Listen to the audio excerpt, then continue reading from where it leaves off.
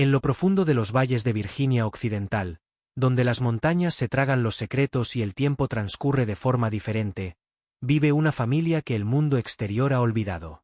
Durante 3 generaciones, el clan Whitmore ha vivido en completo aislamiento en sus tierras ancestrales, separados de la sociedad moderna por elección y por circunstancias. Los habitantes del pueblo susurran historias sobre ellos, relatos de matrimonios entre miembros de la misma familia, deterioro mental y familiares que han perdido por completo la capacidad de hablar. Cuando la logopeda Sarah Chen recibe una carta anónima pidiendo ayuda, se une al documentalista Marcus Rivera para emprender una peligrosa expedición al territorio de los Whitmore. Lo que descubren desafía todo lo que creían saber sobre la comunicación, la familia y la supervivencia. El silencio que envuelve a esta familia no es lo que parece. Pero, ¿qué pasará cuando la verdad sobre su aislamiento amenace con destruir a las mismas personas a las que han venido a ayudar? Antes de volver a la historia, cuéntanos desde dónde nos escuchas, y si esta historia te emociona, asegúrate de suscribirte, porque mañana tengo algo muy especial para ti. La DRA. Sarah Chen había leído la carta 3 veces antes de creer lo que decía. La letra era cuidadosa, deliberada, del tipo que escribe alguien que ha aprendido a escribir correctamente, pero que rara vez tiene ocasión de hacerlo. El papel era barato, del que se vende en las gasolineras rurales, pero las palabras tenían un peso que el papel de carta caro nunca podría igualar. Hay una familia en nuestras montañas que necesita ayuda para hablar, comenzaba la carta. La gente dice que están todos mezclados por haberse casado entre primos, pero no creo que esa sea toda la verdad. Los niños quieren aprender, pero no saben cómo pedirlo. Por favor, ven si puedes. No le digas a nadie que he escrito esto. No había firma ni remitente. Solo un matasellos de Millfield, Virginia Occidental, un pueblo que Sarah tuvo que buscar en 3 mapas diferentes antes de encontrarlo escondido en un pliegue de los montes Apalaches, como un secreto que alguien se había olvidado de contar. Sarah estaba sentada en su oficina de Pittsburgh, rodeada de las herramientas de su oficio. Gráficos de evaluación, material terapéutico, programas informáticos diseñados para ayudar a niños con retrasos en el habla. Llevaba 15 años como logopeda, trabajando principalmente en escuelas urbanas donde el hacinamiento en las aulas y los recortes presupuestarios hacían que los niños pasaran a menudo años sin recibir una evaluación adecuada. Pero esta carta representaba algo diferente. Una familia tan aislada que nunca había tenido acceso a ningún tipo de servicio. Casi tiró la carta 2 veces. La correspondencia anónima solía significar bromas o padres desesperados que buscaban curas milagrosas que ella no podía proporcionar. Pero algo en la cuidadosa letra, los detalles específicos sobre los niños que querían aprender, la hizo detenerse. Fue entonces cuando llamó a Marcus Rivera. Marcus dirigía una pequeña productora de documentales especializada en historias que los medios de comunicación ignoraban. Había pasado la última década creando películas sobre comunidades olvidadas, trabajadores agrícolas migrantes en California, familias nativas americanas que luchaban por agua potable, inmigrantes ancianos que conservaban sus tradiciones en barrios en transformación. Su trabajo rara vez generaba ingresos, pero ganaba premios constantemente, y lo que es más importante, cambiaba mentalidades. Una familia de Virginia Occidental que no puede hablar, repitió Marcus cuando Sarah le explicó la carta. Suena como algo sacado de una película de terror. Por eso te llamo, dijo Sarah. Todo el mundo va a pensar lo peor. Endogamia, abandono, abusos. Pero, ¿y si es algo completamente diferente? ¿Y si esta familia ha estado viviendo bien con su propio sistema y solo necesita ayuda para conectar con el mundo exterior cuando lo decida? Marcus se quedó callado durante un largo rato. Sarah podía oír cómo pensaba, sopesando el potencial de la historia frente al riesgo de explotar a personas vulnerables. Quiero tener todo el control editorial, dijo finalmente. Y la familia tendrá la última palabra antes de que se publique nada. Esto no es turismo de la pobreza. De acuerdo. 2 semanas más tarde, se reunieron en la biblioteca pública de Millfield, un edificio de una sola sala que compartía espacio con la oficina de correos y un cuerpo de bomberos voluntarios. La bibliotecaria, una mujer de unos 60 años con el pelo gris acero y mirada recelosa, Apenas levantó la vista cuando le preguntaron por la historia local. ¿Son periodistas?, preguntó sin preámbulos. Soy logopeda, explicó Sara. Él es Marcus Rivera, director de documentales. Estamos investigando familias de zonas aisladas que podrían beneficiarse de servicios de comunicación. La expresión de la bibliotecaria se suavizó ligeramente. ¿Vienes por los Whitmore? Sara intercambió una mirada con Marcus. No habían mencionado ningún nombre. Recibimos una carta pidiendo ayuda, dijo Sara con cautela. Estamos tratando de entender la situación antes de ponernos en contacto. La bibliotecaria los estudió durante un largo rato y luego se dirigió a un archivador detrás del mostrador. Regresó con una carpeta de cartón gruesa llena de recortes de periódico, documentos fotocopiados y lo que parecían mapas dibujados a mano. Llevamos 30 años recibiendo llamadas sobre esa familia, dijo, extendiendo el contenido sobre la mesa de lectura. Periodistas, trabajadores sociales, curiosos. La mayoría se da la vuelta cuando se entera de lo lejos que viven. Los que no lo hacen, suelen volver con historias fantásticas. El mapa topográfico estaba marcado con tinta roja. Advertencias sobre terrenos peligrosos, cruces de arroyos que se desbordaban con lluvias intensas y rutas alternativas marcadas con, solo en invierno, en letra temblorosa. Alguien había dibujado cuidadosas X sobre varios lugares con notas como, cabaña vieja, abandonada, y, puente caído, usar tronco caído. Esto lo hizo Ezra Campbell, explicó el bibliotecario. Repartía el correo allí hasta que su camioneta ya no pudo hacer el trayecto. Eso fue en 1987. Desde entonces no ha habido contacto regular. Marcus estudió el mapa mientras Sara leía los recortes de periódico. La mayoría eran breves menciones en informes policiales, controles de bienestar solicitados por parientes lejanos, operaciones de búsqueda y rescate de excursionistas perdidos que se habían adentrado demasiado en el territorio de Whitmore.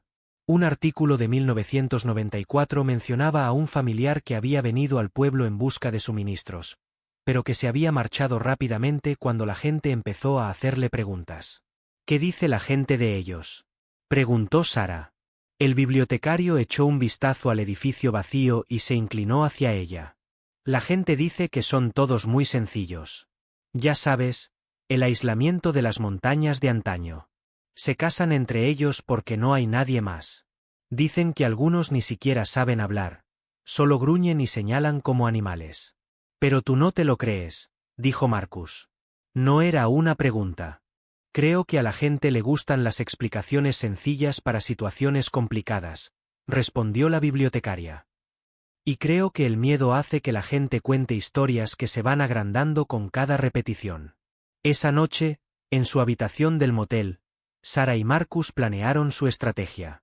El mapa mostraba 3 posibles rutas para llegar a la propiedad de los Whitmore, cada una con diferentes dificultades. La más directa implicaba cruzar terrenos privados que podían estar prohibidos al paso. La más segura añadía 2 días al viaje, pero seguía senderos establecidos durante la mayor parte del trayecto. No tenemos prisa, dijo Sara, trazando la ruta más larga con el dedo. Es mejor llegar sanos y salvos y en sus términos que aparecer como invasores. Marcus guardó sus cámaras con especial cuidado para proteger el equipo de la humedad y los golpes. Había aprendido en anteriores trabajos documentales que la primera impresión era muy importante en comunidades aisladas, y que aparecer con un equipo claramente caro podía crear barreras antes de que se iniciara cualquier comunicación real. Sara organizó el material de evaluación, eligiendo elementos que no requirieran lenguaje hablado. Tarjetas con imágenes, gestos y ejercicios de dibujo sencillos. Había trabajado antes con niños que no hablaban, pero nunca con una familia entera cuyos patrones de comunicación se habían desarrollado en completo aislamiento de la sociedad mayoritaria. Mientras se preparaban para dormir, ambos se preguntaban qué encontrarían en las montañas. La carta anónima había desencadenado su viaje, pero las advertencias del bibliotecario y el mapa marcado sugerían que se dirigían a un territorio donde las normas habituales podrían no aplicarse, donde las suposiciones sobre la familia, la comunicación y la comunidad podrían verse cuestionadas de formas que aún no podían imaginar. La niebla matinal se aferraba a las laderas de las montañas como el humo de antiguos incendios cuando Sarah y Marcus comenzaron su ascenso al territorio de Whitmore. Habían partido antes del amanecer, siguiendo la ruta cuidadosamente marcada por la bibliotecaria a través de un terreno que parecía intacto por el mundo moderno. Árboles centenarios se elevaban sobre sus cabezas, con un dosel tan denso que la luz del día se filtraba en rayos dispersos, creando una atmósfera similar a la de una catedral que hacía que la conversación pareciera una intrusión. Marcus se ajustó la mochila, pesada por el equipo fotográfico envuelto en fundas impermeables. Cada pocos metros, se detenía para documentar su viaje, no para la película, sino para dejar constancia de las rutas de acceso que podrían necesitar futuros visitantes. El sendero, si se le podía llamar así, era poco más que caminos de ciervos y ocasionales marcas talladas en la corteza de los árboles hacía décadas. Sarah consultaba con frecuencia el mapa marcado a mano, comprobando los puntos de referencia con las cuidadosas anotaciones de Ezra Campbell. Un roble partido por un rayo marcaba el primer desvío importante. Un arroyo que se cruzaba con piedras planas que creaban unos escalones naturales conducía a la segunda subida. Cada punto de referencia los adentraba más en el aislamiento, más lejos de cualquier posibilidad de rescate rápido si algo salía mal. 3 horas después de comenzar la caminata, encontraron la primera señal de presencia humana. Un cartel oxidado con la leyenda, «Prohibido el paso», clavado en un enorme roble.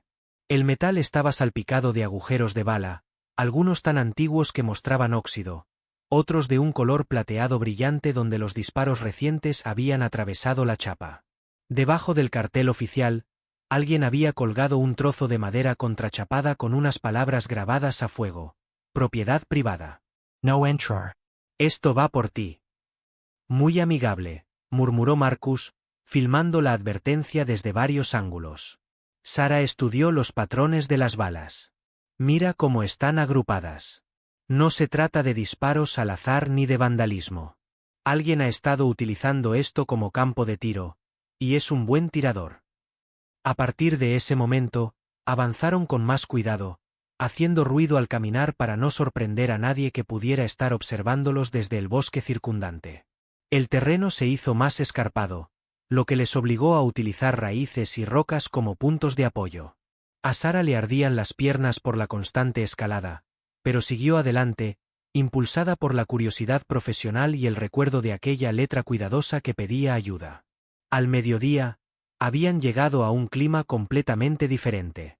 El aire era más fresco, más puro, y traía consigo aromas de pino y flores silvestres que parecían no existir en ningún otro lugar. Un halcón volaba en círculos sobre sus cabezas, y su grito resonaba en los acantilados invisibles ocultos por la niebla. Era una zona donde el tiempo transcurría de otra manera, donde las estaciones cambiaban según ritmos ancestrales en lugar de las fechas del calendario. Marcus se detuvo bruscamente y señaló el suelo. Había huellas frescas en una parte embarrada del sendero, de pies descalzos, del tamaño de un adulto, que se dirigían en la misma dirección que ellos. «Alguien sabe que venimos», dijo en voz baja. Sarah se arrodilló junto a las huellas. Estaban bien formadas, sin signos de deformidad ni lesiones.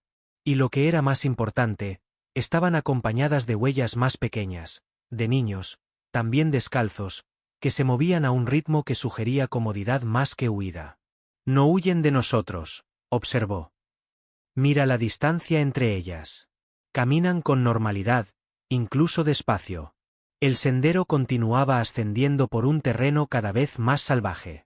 Pasaron por las ruinas de antiguas granjas, con los cimientos cubiertos de hiedra y las chimeneas erguidas como monumentos a las familias que habían intentado hacer una vida en este terreno inhóspito. Cada lugar abandonado contaba una historia de esperanza y eventual rendición al aislamiento. Cerca de lo que el mapa indicaba como la última aproximación a las tierras de Whitmore, encontraron signos más recientes de habitabilidad. Una zona despejada mostraba indicios de quema controlada, el tipo de gestión forestal que requiere conocimientos y planificación. Alguien había construido jardines en terrazas en la ladera, utilizando técnicas ancestrales para evitar la erosión y aprovechar al máximo el espacio cultivable. Las judías trepaban por postes hechos con árboles jóvenes. El maíz crecía en hileras ordenadas a pesar de la pendiente. Esto no es obra de gente que no sabe pensar con claridad, dijo Sara, impresionada por la sofisticada agricultura. Alguien aquí entiende la gestión de la tierra mejor que la mayoría de los programas universitarios. Marcus documentó cuidadosamente los jardines, tomando nota del uso eficiente del espacio y la integración con el terreno natural. Sus películas anteriores le habían enseñado a reconocer las técnicas de agricultura de subsistencia, y lo que veía aquí representaba generaciones de conocimiento acumulado. Al coronar la última cresta, la granja de los Whitmore apareció ante ellos. 3 edificios se agrupan alrededor de un claro natural. Una casa principal que parece ser una construcción original de troncos con añadidos más recientes. Un gran granero con techo de metal que parece bien mantenido y una estructura más pequeña que podría ser un taller o un almacén. El humo sale de la chimenea de la casa principal y la ropa cuelga de cuerdas tendidas entre los árboles. La escena parecía tranquila, incluso próspera para los estándares rurales. Las gallinas picoteaban en un patio vallado. Un huerto mostraba un cuidado esmerado. Los paneles solares brillaban en el techo del granero.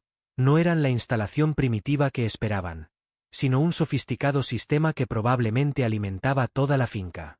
Menos mal que no son unos montañeses indefensos, dijo Marcus, bajando la cámara.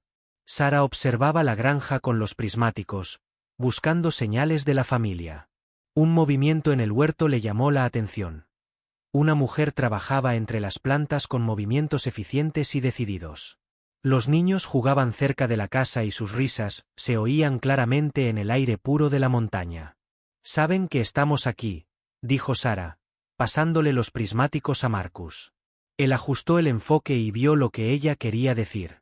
La mujer del jardín había dejado de trabajar y miraba directamente hacia su posición en la cresta.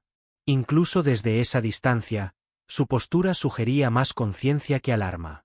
No se trataba de una familia sorprendida por visitantes inesperados. Era una familia que llevaba horas observando su aproximación, posiblemente desde que habían entrado en las montañas. La pregunta ahora era si serían bienvenidos o rechazados. Sara revisó su mochila para asegurarse de que tenía a mano todo el material de evaluación. Marcus comprobó la configuración de su cámara, preparándose para documentar lo que fuera a suceder. Debajo de ellos, la mujer del jardín levantó una mano en lo que podría haber sido un saludo o una advertencia. Era imposible interpretar el gesto desde la distancia, pero marcó el comienzo del contacto con una familia que había elegido el aislamiento por razones que apenas empezaban a comprender. El descenso al hueco requería más cuidado que la subida. Sara y Marcus bajaron con cuidado por la empinada pendiente, utilizando los árboles para mantener el equilibrio y tratando de no parecer amenazantes a los ojos que pudieran estar observándolos desde abajo. Cuanto más se acercaban a la granja, más detalles surgían que contradecían las historias que habían oído en el pueblo. La casa principal era claramente antigua, probablemente de principios del siglo XX, pero había sido mantenida y ampliada con evidente habilidad. Se habían añadido nuevos troncos donde era necesario, colocados con la precisión de alguien que conocía las técnicas tradicionales de construcción. El techo mostraba trabajos recientes, tejas cortadas a mano que durarían décadas. Las jardineras de las ventanas contenían hierbas y flores, lo que sugería que alguien se preocupaba tanto por la belleza como por la funcionalidad. Aún estaban a 50 metros del edificio más cercano cuando aparecieron unos niños. 3 de ellos salieron de detrás del granero como ciervos curiosos, listos para salir corriendo al primer signo de peligro. 2 niños y una niña, de entre 6 y 12 años, vestidos con ropa hecha a mano, pero limpia y bien ajustada. Tenían el pelo bien cortado y los rostros brillantes, llenos de inteligencia y sana curiosidad. Sara se detuvo y se agachó para parecer menos imponente.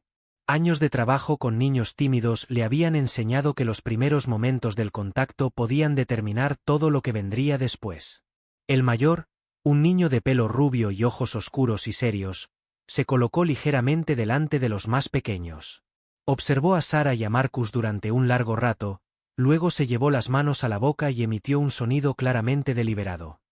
Una serie de silbidos y chasquidos que tenían un significado, aunque Sara no pudiera interpretarlo. Desde el jardín llegó una respuesta, con un tono diferente, pero claramente relacionada. Sara se dio cuenta de que se estaba produciendo una conversación, pero en un idioma que no había oído nunca. Marcus buscó lentamente su cámara, pero luego lo pensó mejor. Esos niños tenían que decidir por sí mismos si los desconocidos eran seguros antes de que él empezara a documentar nada. La niña, que no debía de tener más de 8 años, se abalanzó de repente y recogió algo del suelo, cerca de los pies de Sara. Era un pequeño pájaro de madera, tallado con sorprendente detalle y pintado con colores vivos que, de algún modo, habían conservado su intensidad a pesar de haber estado a la intemperie. Le tendió el pájaro a Sara, sin decir nada, pero claramente ofreciéndoselo como una especie de prueba o regalo. La talla era preciosa, las proporciones eran perfectas y los detalles revelaban una gran habilidad artística. Alguien de esa familia era un artesano de considerable talento. Sara aceptó el pájaro de madera con delicadeza y lo giró para admirar el tallado. La niña observaba su rostro con atención, como si leyera su reacción en busca de sinceridad. Cuando Sara sonrió con sincero agradecimiento, la postura de la niña se relajó ligeramente. «Es precioso», dijo Sara en voz baja. Lo has hecho tú. La niña ladeó la cabeza, entendiendo claramente la pregunta aunque no respondiera verbalmente. En su lugar, señaló el taller, luego se señaló a sí misma, y a continuación, hizo una serie de gestos con las manos que parecían indicar movimientos de tallado. «Te está diciendo que lo ha hecho ella», dijo Marcus en voz baja. «Fíjate en lo precisos que son esos gestos». Sara asintió, impresionada. La niña no estaba señalando al azar, sino que estaba utilizando signos deliberados para comunicar información compleja. No se trataba de la ausencia de lenguaje, sino de un tipo de lenguaje completamente diferente. El niño mayor había estado escuchando la conversación y ahora se adelantó. Cuando habló, su voz era tranquila pero clara. «Mamá dice que pueden venir a la casa si son gente pacífica». Sara sintió una oleada de emoción mezclada con alivio. El niño hablaba con total normalidad. Pronunciación clara, gramática correcta, sin signos de la discapacidad intelectual que habían descrito los habitantes del pueblo. «Somos pacíficos», le aseguró. «Yo soy Sara y él es Marcus. Hemos venido porque alguien nos escribió una carta pidiendo ayuda». La expresión del niño se agudizó con interés. ¿Una carta? «Mamá no ha escrito ninguna carta. No sabemos quién la escribió», explicó Marcus. «Pero decía que quizá tu familia necesitaba ayuda para comunicarse». Los 3 niños intercambiaron miradas y una rápida serie de gestos con las manos. Sara captó lo suficiente como para darse cuenta de que se trataba de un lenguaje visual sofisticado, no una pantomima aleatoria. Estos niños eran trilingües, entendían el inglés hablado, se comunicaban entre ellos con gestos, y al parecer, tenían su propio sistema de señales vocales para la comunicación a distancia. «Será mejor que vayas a hablar con la abuela», decidió el niño mayor. «Ella es la que decide sobre los extraños». Se dio la vuelta y se dirigió hacia la casa, con los otros niños flanqueándolo como una escolta. Sara y Marcus los siguieron, ambos empezando a comprender que nada en esta familia coincidía con los rumores que los habían traído hasta allí. La mujer que habían visto en el jardín los esperaba en el porche delantero, una persona de unos 40 años con las manos endurecidas por el trabajo y los ojos vigilantes. Llevaba un vestido sencillo, remendado en varios sitios, pero escrupulosamente limpio.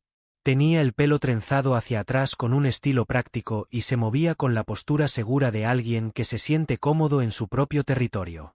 «¿Sois vosotros los que han estado preguntando por nosotros en el pueblo?», dijo. No era una pregunta. Sara asintió. «Soy la doctora Sara Chen. Soy logopeda. Hemos recibido una carta pidiendo ayuda». La mujer los estudió a ambos con atención y luego señaló unas sillas de madera en el porche. «Akamotos». «La abuela está terminando su siesta, pero querrá hablar con vosotros antes de que decidamos nada». Mientras se acomodaban en las sillas, Sara se fijó en detalles que delataban una familia que vivía con determinación, más que con desesperación.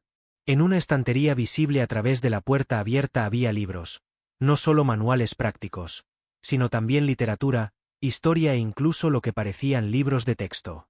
El porche estaba limpio y decorado con más pájaros tallados, cada uno con un diseño y colores únicos.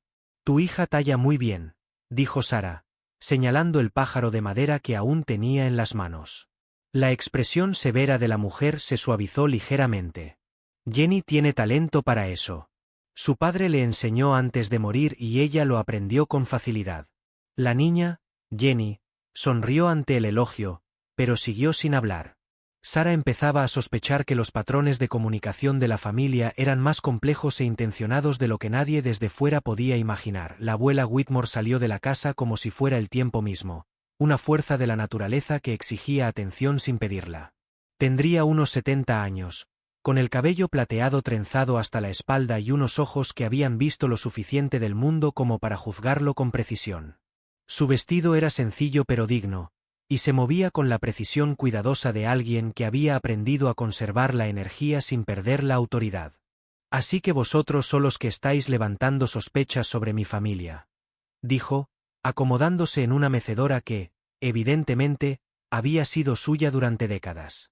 Sara sintió el peso de la evaluación en aquellos ojos penetrantes. Hemos venido porque alguien pidió ayuda. No estamos aquí para causar problemas. Ayuda, repitió la abuela como si la palabra tuviera un sabor amargo. 40 años de gente queriendo ayudarnos. Trabajadores sociales, misioneros, gente del gobierno. Todos ellos seguros de que sabían mejor que nosotros lo que necesitábamos. Marcus mantuvo las manos alejadas de la cámara, intuyendo que cualquier movimiento brusco podría acabar con la conversación antes de que empezara. Nosotros somos diferentes. Primero queremos entender. La risa de la abuela no tenía nada de humor.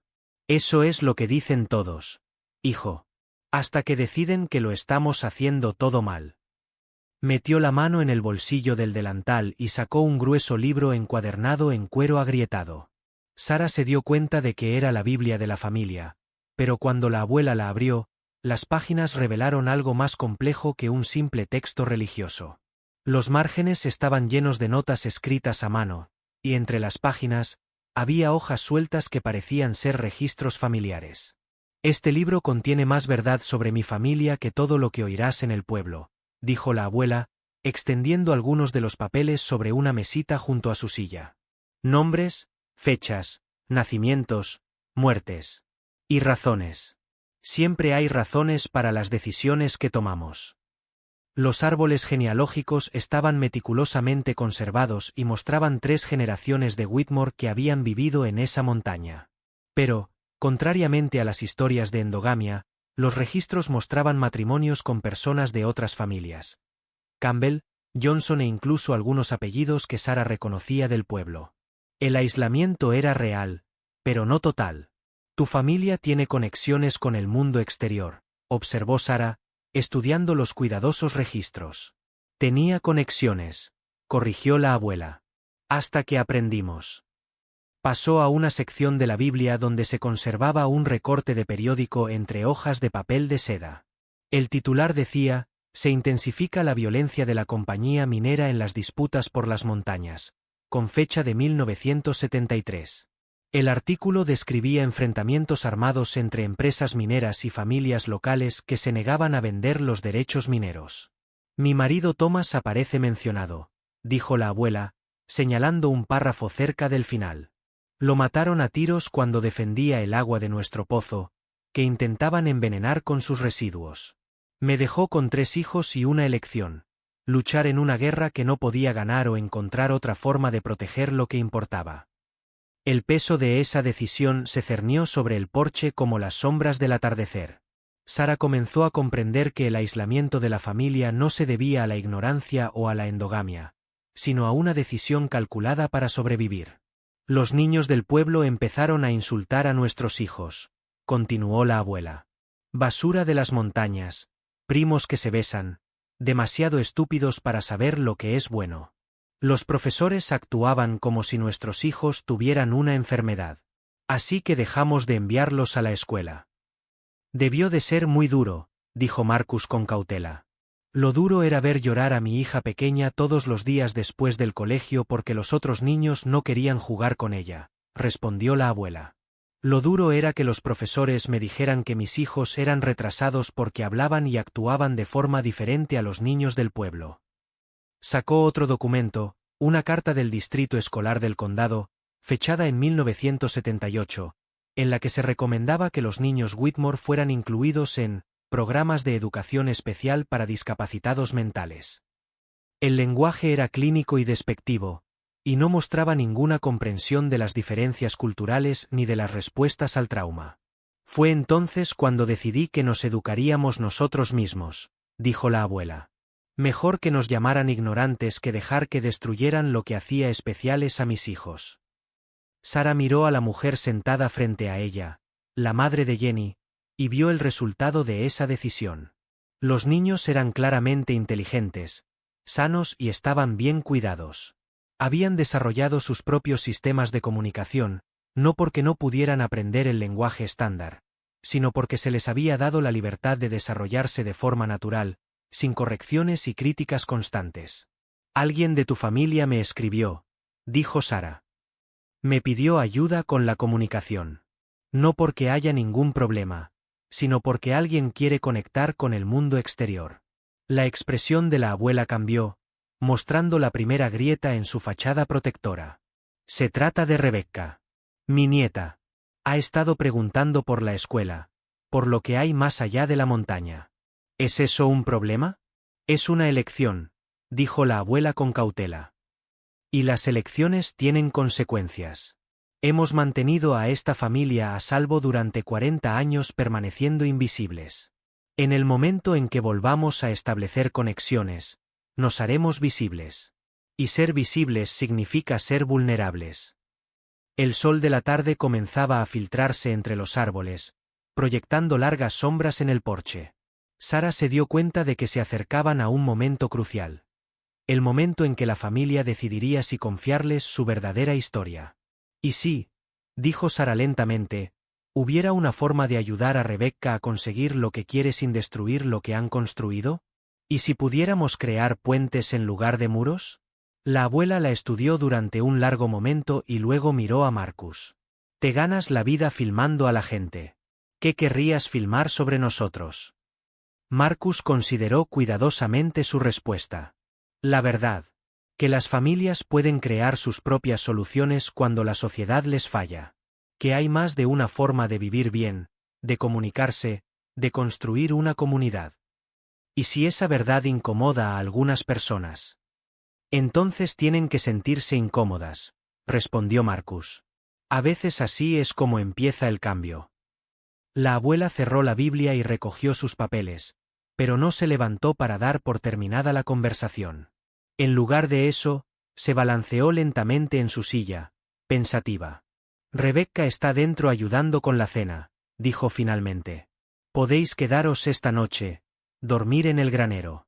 Mañana podréis conocer a toda la familia, hacer vuestras preguntas, ver lo que hemos construido aquí. Pero entended esto, no somos vuestros sujetos. No somos vuestro proyecto. Somos personas que hemos tomado decisiones difíciles para proteger lo que más nos importa. Lo entendemos, le aseguró Sara. Ya veremos, respondió la abuela.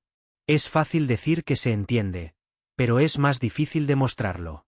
La cena en la mesa de los Whitmore reveló matices en la comunicación que Sara nunca había encontrado en su carrera profesional. La familia de 8 miembros se reunió alrededor de una mesa de madera hecha a mano en la que cabían 12 personas, claramente construida para un clan más numeroso que había existido en el pasado. La comida era sencilla pero abundante. Estofado de venado, pan recién hecho, verduras de su huerto y leche aún caliente de sus vacas. Lo que fascinaba a Sara no era la comida, sino la intrincada danza de interacción que se desarrollaba a su alrededor. Jenny, la joven artista que le había regalado a Sara el pájaro tallado, no habló en voz alta durante la comida. En su lugar, utilizó un complejo sistema de gestos con las manos al que los demás miembros de la familia respondían con la misma naturalidad que si se tratara de palabras. Cuando quería la sal, movía los dedos siguiendo un patrón específico que su hermano mayor entendía inmediatamente y le pasaba el salero sin interrumpir su conversación. Sara comenzó a tomar notas cuidadosamente, creando su propio cuadro de señas con las manos para documentar lo que observaba. Los gestos no eran señas aleatorias ni pantomimas toscas, sino signos sofisticados con significados coherentes, variaciones sutiles e incluso lo que parecían estructuras gramaticales. Rebecca, la nieta que había mencionado la abuela, tenía unos 16 años, ojos inteligentes y una evidente ansia de conocimiento. Hablaba más que algunos miembros de la familia, pero a menudo complementaba sus palabras con gestos, especialmente cuando quería enfatizar algo o comunicarse con varias personas a la vez. Jenny lleva haciendo señas desde que era pequeña, explicó Rebecca al darse cuenta de la fascinación de Sarah. Entiende todo lo que decís, pero hablar en voz alta la pone nerviosa. Llevamos demasiados años en el pueblo con gente burlándose de cómo hablamos. Pero todos la entendéis perfectamente, observó Marcus, que estaba filmando la interacción con permiso. Mejor que entenderla, dijo David, el hermano mayor de Jenny. Ella piensa en imágenes, ve cosas que el resto de nosotros no vemos. Cuando nos cuenta algo, entendemos todo, no solo las palabras. Sarah observó cómo Jenny demostraba esta diferencia. Cuando David le preguntó por un halcón que había visto antes, Jenny no se limitó a hacer un gesto que significaba pájaro grande. Sus manos esbozaron el tamaño, mostraron el patrón de vuelo, indicaron el color y hasta imitaron la forma en que el halcón había girado la cabeza al divisar a su presa. Toda la familia recibió un informe vívido y detallado sin una sola palabra. Es increíble, dijo Sarah. Has desarrollado un lenguaje visual completo. Tuvimos que hacerlo, explicó Thomas, uno de los hijos medianos. Cuando los de fuera actúan como si tu voz te hiciera estúpido, buscas otras formas de ser inteligente. La comunicación vocal de la familia era igualmente sofisticada, pero tenía fines diferentes. Sarah comenzó a comprender que los silbidos y gritos que había oído antes estaban pensados para la distancia, para comunicarse a través de la finca o del bosque cuando no era posible el contacto visual. Cada miembro de la familia tenía señales distintivas para diferentes situaciones. Todo en orden, vuelve a casa, se acerca a un extraño, se necesita ayuda. Enséñale la llamada de la tarde, le sugirió Rebecca a su primo menor, un niño de unos 10 años llamado Matthew. Matthew ahuecó las manos alrededor de la boca y produjo una serie de silbidos melódicos que parecían llegar a kilómetros de distancia. En cuestión de minutos, se escucharon llamadas similares procedentes de diferentes direcciones. Los miembros de la familia que trabajaban en partes alejadas de la propiedad respondían para confirmar su seguridad y ubicación. Papá nos enseñó diferentes llamadas, explicó Matthew. De esa manera, si le pasa algo a una persona, todos los demás saben dónde está y qué pasa. Sarah se dio cuenta de que estaba presenciando un sistema de comunicación que había evolucionado específicamente para su entorno y sus circunstancias. No era una deficiencia, sino una adaptación que funcionaba mejor para su situación que el lenguaje hablado estándar. En la ciudad piensan que somos mudos o estúpidos, dijo Rebecca, leyendo los pensamientos de Sarah. Pero lo entendemos todo. Simplemente elegimos cuándo y cómo responder. Marcus filmó a Rebecca explicando sus patrones de elección mientras Jenny demostraba varios signos. La adolescente era claramente el principal puente de la familia entre sus costumbres tradicionales y el mundo exterior que le intrigaba. Quiero aprender más, continuó Rebecca. Quiero saber qué hay en los libros que no puedo conseguir aquí, ver lugares de los que solo he oído hablar. Pero no quiero perder esto. Hizo un gesto alrededor de la mesa, abarcando no solo a la familia, sino toda su forma de estar juntos. No deberías tener que elegir, dijo Sarah. No hay ninguna razón por la que no puedas ampliar tus herramientas de comunicación y conservar las que funcionan para tu familia. La abuela, que había estado escuchando en silencio desde la cabecera de la mesa, intervino. Eso es lo que pensaba también la persona que escribió la carta. Rebecca te escribió sin decírselo a nadie. Rebecca se sonrojó, pero no lo negó. Encontré tu dirección en una revista de la biblioteca del pueblo. Llevo 2 años yendo allí una vez al mes y leyendo todo lo que encuentro sobre logopedia y desarrollo del lenguaje. La bibliotecaria nunca te lo dijo, dijo Marcus. Es otra bibliotecaria, explicó Rebecca. La señora Henderson se jubiló. La nueva no conoce nuestra historia familiar. Solo ve a una chica a la que le encantan los libros. Sara sintió que las piezas encajaban. Rebecca se había estado preparando para este contacto, informándose sobre las opciones de comunicación y haciendo su propia evaluación de la ayuda que podría recibir. La carta anónima no era una súplica desesperada de alguien incapaz de defenderse por sí misma, sino una petición cuidadosamente meditada de una joven dispuesta a tender puentes entre mundos. ¿Qué es exactamente lo que quieres aprender?, preguntó Sara. La respuesta de Rebecca reveló la profundidad de su pensamiento. Quiero entender cómo se comunican las diferentes personas. Quiero saber si nuestra forma de hablar podría ayudar a otras familias que se sienten diferentes. Y quiero poder hablar en nombre de mi familia cuando el mundo exterior intente tomar decisiones sobre nosotros. El último comentario tenía un peso especial. Sara se dio cuenta de que Rebecca estaba pensando estratégicamente en la protección y en la expansión. Quería habilidades comunicativas que permitieran a su familia relacionarse con el mundo exterior en sus propios términos, en lugar de como víctimas o sujetos. Esa noche, mientras la lluvia golpeaba el techo del granero donde Sara y Marcus habían extendido sus sacos de dormir, la abuela Whitmore tomó una decisión que lo cambiaría todo. Apareció en la puerta del granero con una linterna de queroseno y una caja de madera que parecía no haber sido abierta en años.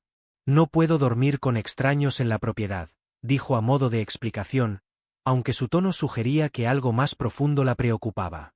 He pensado que sería mejor contaros el resto de la historia. Se acomodó en un fardo de heno frente a vuestras camas improvisadas y colocó la linterna de manera que su luz no os deslumbrara, pero iluminara su rostro. La caja de madera permaneció cerrada en su regazo, con sus manos curtidas descansando sobre la tapa, como si estuviera decidiendo si abrir una puerta que había estado cerrada durante décadas. Que Rebecca escribiera esa carta desenterró cosas que creía enterradas, comenzó la abuela. Me hizo darme cuenta de que guardar secretos para proteger a las personas a veces acaba haciéndoles más daño que la verdad. Abrió la caja con reverente cuidado, dejando al descubierto capas de recortes de periódico, fotografías y documentos oficiales envueltos en papel de seda. El primero era un recorte de periódico amarillento de 1973, el mismo año de los disturbios que había mencionado antes, pero con un titular diferente: Las familias de las montañas luchan contra el acaparamiento de tierras por parte de las empresas. Esto es lo que pasó realmente, dijo la abuela, desplegando el frágil papel. No es la simple historia de un tiroteo, sino toda la campaña para echarnos. El artículo describía los esfuerzos sistemáticos de la Consolidated Coal Company por adquirir los derechos mineros de toda la región. Las familias que se negaban a vender se enfrentaban a una presión cada vez mayor. Contaminación del agua, bloqueo de las carreteras de acceso, acoso a los niños en la escuela y, finalmente, violencia directa. Los Whitmore no eran la única familia afectada. Docenas de granjas de montaña habían sido asediadas. Thomas no murió defendiendo nuestro pozo, dijo la abuela en voz baja. Lo asesinaron porque estaba organizando la resistencia, consiguiendo que las familias se mantuvieran unidas en lugar de ser eliminadas una por una. Sara sintió un escalofrío que no tenía nada que ver con el aire nocturno. La empresa lo mató. Los hombres de la empresa no apretaron el gatillo, respondió la abuela. Pero pagaron a quienes lo hicieron.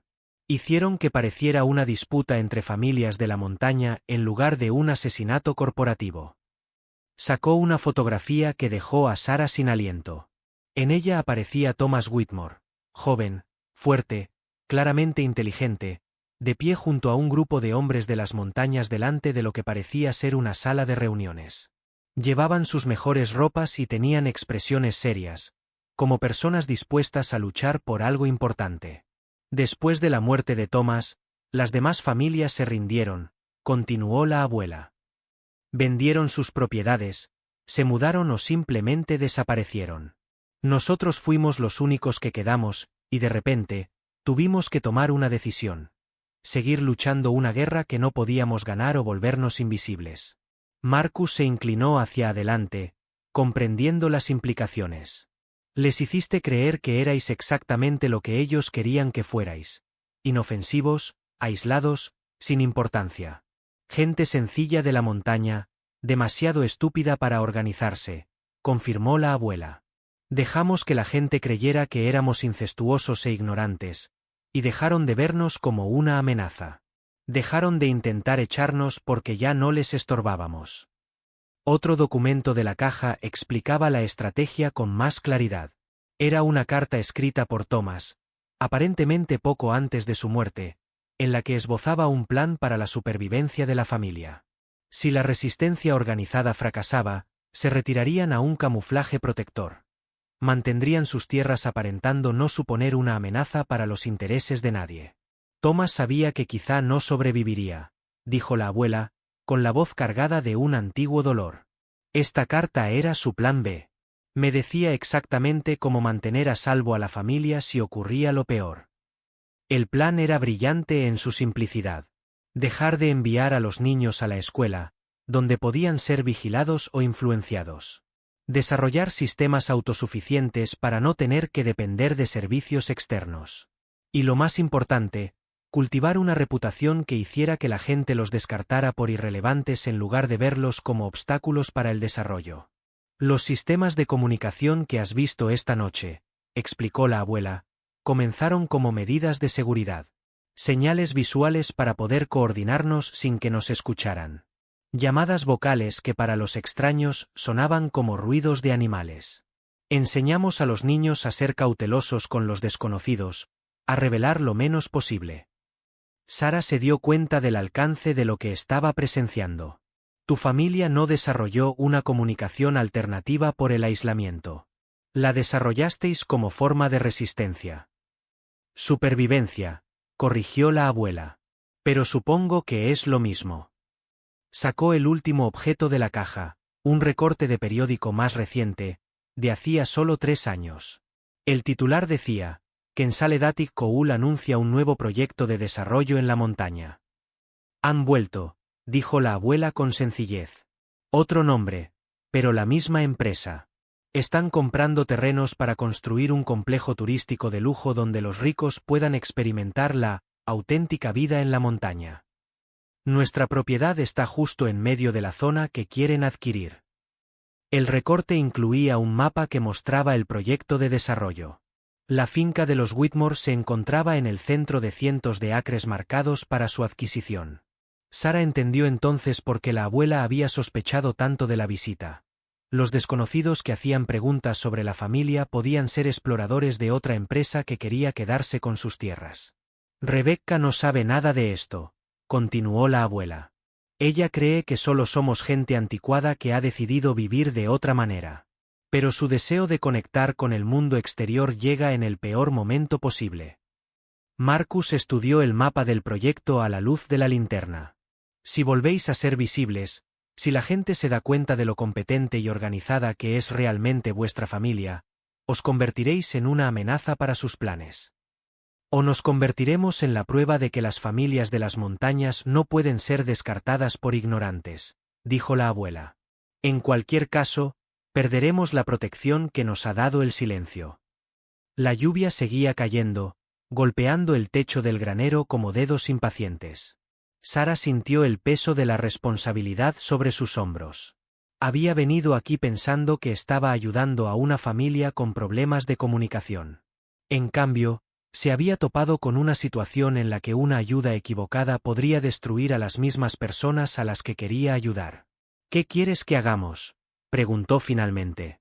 La abuela se quedó callada durante un largo rato, mirando fijamente la llama de la linterna. Quiero que ayudéis a Rebecca a conseguir lo que necesita, dijo por fin.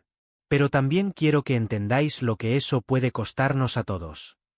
La mañana siguiente trajo consigo el aire fresco de la montaña y el sonido de las risas de los niños resonando por toda la granja. Sara se despertó y encontró a Jenny sentada con las piernas cruzadas fuera del granero, trabajando en una nueva talla mientras vigilaba a los desconocidos que habían pasado la noche en la casa de su familia. La presencia de la niña parecía protectora más que sospechosa, como un ángel de la guarda con virutas de madera en el pelo.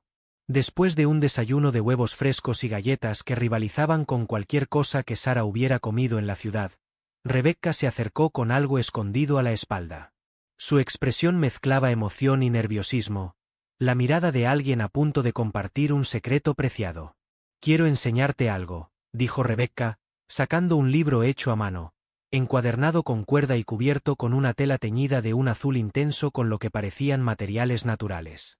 Pero tienes que prometerme que no se lo dirás a la abuela.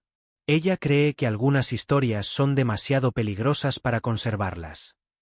El libro se abrió para revelar páginas de cuidados dibujos acompañados de texto escrito con la pulcra letra de Rebecca. Era la historia de la familia, pero contada desde la perspectiva de los niños en lugar de la de los adultos. La primera página mostraba simples figuras de palitos que representaban a mamá y papá cuando eran pequeños, rodeados de otras familias que vivían en las montañas. Empecé esto cuando tenía 12 años, explicó Rebecca. No paraba de preguntar por qué vivíamos de forma diferente a los demás, pero los adultos solo me daban respuestas incompletas. Así que decidí recopilar las piezas yo misma. Cada página revelaba otro fragmento de la historia de la familia, ilustrado con el tipo de detalles que solo se obtienen con una observación cuidadosa y una escucha paciente. Un dibujo mostraba a unos niños caminando hacia un edificio escolar, con caras tristes y otros niños señalándolos y riéndose. Otro representaba a familias cargando sus pertenencias en carros y dejando atrás sus casas vacías. Este es David cuando tenía 8 años, dijo Rebecca, señalando un dibujo de un niño sentado solo en un pupitre mientras otros niños se agolpaban en el lado opuesto del aula. Me dijo que la maestra lo había sentado solo porque decía que los niños de las montañas podían ser contagiosos de ignorancia. Sara sintió como la ira le subía por el pecho al ver la crueldad casual descrita en los cuidadosos dibujos de Rebecca. Las imágenes no solo mostraban incidentes aislados, sino patrones de exclusión y discriminación sistemáticas que habían moldeado la relación de toda una generación con el mundo exterior. Aquí es cuando mamá dejó de hablar en la iglesia, continuó Rebecca, pasando a una página que mostraba a una mujer con la boca literalmente cubierta por sus propias manos, mientras otras mujeres susurraban detrás de sus dedos. La esposa del predicador dijo a todo el mundo que las familias de las montañas estaban malditas por Dios por sus pecados y que por eso nuestros hijos no podían hablar correctamente. Marcus filmó las páginas con el permiso de Rebecca, consciente de que ese libro casero representaba algo muy valioso. El intento de una niña por dar sentido a las decisiones de los adultos y al rechazo social. Los dibujos eran toscos, pero emocionalmente precisos, y captaban sentimientos que la historia oficial nunca registraría. Esta es mi página favorita, dijo Rebecca, abriendo un dibujo que mostraba a toda la familia reunida alrededor de la mesa, con las manos moviéndose en intrincados patrones y los rostros con expresiones de alegría y comprensión. Dibujé esto la noche que me di cuenta de que no estábamos rotos. Solo éramos diferentes. El texto que acompañaba los dibujos revelaba la creciente comprensión de Rebecca sobre las estrategias de adaptación de su familia. La abuela dice que aprendimos a hablar sin palabras porque las palabras se usaban para hacernos daño. Pero nuestras manos dicen la verdad y nuestros corazones oyen la verdad. Y eso es mejor que hablar solo para hacer ruido, como hacen algunas personas. Sara estudió el rostro de la niña mientras compartía su historia secreta. Rebecca llevaba años investigando por su cuenta, tratando de comprender no solo lo que le había sucedido a su familia, sino también porque sus reacciones tenían sentido dadas las circunstancias. La última parte es más difícil de dibujar, dijo Rebecca, pasando a la última página del libro. Las últimas páginas mostraban imágenes más oscuras. Hombres trajeados señalando casas, familias llorando, un hombre tendido en el suelo inmóvil mientras otros se colocaban a su alrededor con armas. Reconstruí lo que le pasó al abuelo Thomas a partir de cosas que la gente decía cuando creía que no escuchaba, explicó Rebecca. Sé que la abuela no quiere que recordemos la violencia, pero creo que olvidarla nos hace más vulnerables, no más seguros. El dibujo final mostraba dos caminos que se bifurcaban en un cruce. Uno conducía a un grupo de personas que se daban la mano formando un círculo, rodeadas de árboles y jardines. El otro conducía a edificios y carreteras y a lo que parecía ser un conflicto. En el cruce había una sola figura, que claramente representaba a Rebecca, que parecía indecisa sobre qué dirección tomar. Hice este libro porque quería entender mis decisiones, dijo Rebecca con sencillez. La abuela y mamá quieren proteger el círculo. Yo quiero explorar el otro camino. Pero quizá haya una forma de hacer ambas cosas. Sara se dio cuenta de que estaba viendo algo más que una simple historia familiar. Rebecca había creado un sofisticado análisis del trauma, la adaptación y la supervivencia que rivalizaba con cualquier cosa que hubiera leído en revistas especializadas. Esta joven de 16 años había intuido conceptos sobre la preservación cultural y la comunicación resistente que la mayoría de los académicos tardaban años en estudiar. Entiendes la situación de tu familia mejor que la mayoría de los profesionales, le dijo Sara. Este libro muestra un pensamiento increíblemente maduro sobre las complejas dinámicas sociales. Entenderlo no hace que la elección sea más fácil, respondió Rebecca. Si acaso, la hace más difícil. Marcus bajó la cámara, impresionado por el peso de la responsabilidad que llevaba a esta adolescente. Rebecca no solo estaba decidiendo sobre su propia educación o su futuro, sino que, potencialmente, estaba eligiendo la dirección de la estrategia de supervivencia de toda su familia. ¿Qué te ayudaría a tomar esa decisión?, preguntó Sara. Rebecca cerró el libro con cuidado y lo volvió a envolver en su tela protectora. Necesito saber que es realmente posible, dijo. No lo que la gente promete, sino lo que realmente sucede cuando las familias de las montañas intentan tender puentes con el mundo exterior. ¿Consiguen conservar los puentes o estos acaban quemándolos? Sara pasó la tarde realizando la evaluación más inusual de su carrera. En lugar de evaluar las deficiencias, documentó los puntos fuertes, catalogando los sofisticados sistemas de comunicación que había desarrollado la familia Whitmore y evaluando su salud física y cognitiva en contraposición a los rumores que habían persistido durante décadas. Jenny se mostró muy entusiasta una vez que comprendió que Sara no estaba tratando de arreglar su habla. La niña llevó a Sara a un rincón del taller donde guardaba lo que parecía una biblioteca médica. Docenas de diarios escritos a mano que documentaban las prácticas curativas tradicionales transmitidas de generación en generación por las familias de la montaña. El diario de medicina herbal que Jenny le mostró era extraordinario por su detalle y organización. Cada página describía una planta diferente, su identificación correcta, métodos de preparación y usos medicinales específicos. La letra era cuidadosa y precisa, con dibujos detallados que mostraban la forma de las hojas, las características de las flores y la estructura de las raíces, lo que permitía una identificación precisa incluso para alguien sin conocimientos previos de botánica. La abuela me enseñó esto cuando era pequeña, dijo Jenny, hablando en voz alta por primera vez desde que Sara había llegado. Su voz era suave pero clara, con el acento característico de la región, pero sin ningún tipo de dificultad para hablar. Decía que toda familia necesita a alguien que sepa curar, por si los médicos no vienen o no pueden ayudar. Sara pasaba las páginas con asombro. El diario cubría todo, desde remedios para el resfriado común hasta tratamientos para afecciones graves como problemas cardíacos y diabetes. Y lo que es más importante, incluía una documentación minuciosa de lo que funcionaba y lo que no, con notas sobre las dosis, los efectos secundarios y las interacciones entre los diferentes tratamientos.